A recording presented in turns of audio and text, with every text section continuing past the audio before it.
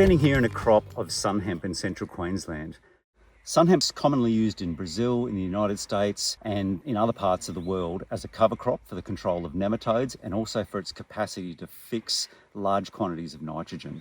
This crop that we're standing in is now about 60 days old and it's just coming into flowering, and we'll let this grow for another week or two before we'll then mulch this and return it back into the system. So it's a really rapid growing legume. Seed size is very similar to sorghum, can be planted with a maxi-emerge planter using sorghum plates or indeed cotton plates. And basically it will emerge within 2 to 3 days of planting, and the growth rate on it is really fast.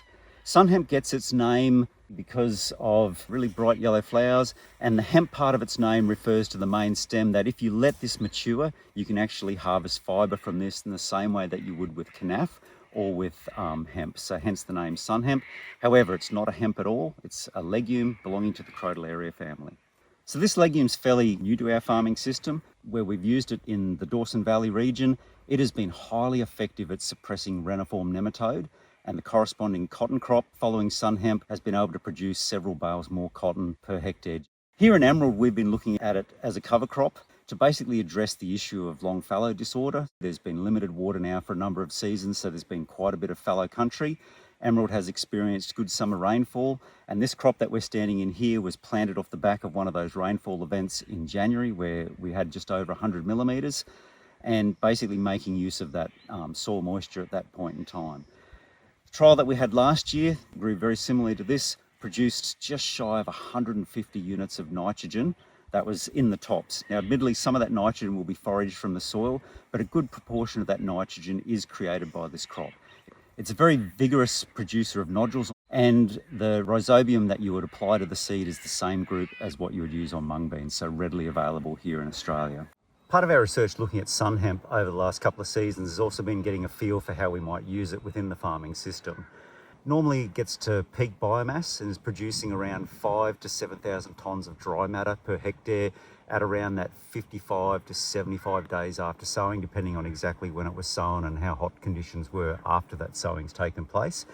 At that point, we have been just simply mulching the sun hemp. It mulches down really easily.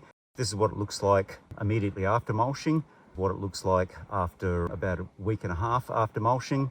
And then this one here that I'm in was mulched about 3 weeks ago. Admittedly had 100 mils of rain on it, but you can see, particularly with moisture, just how quickly all of that biomass will break down.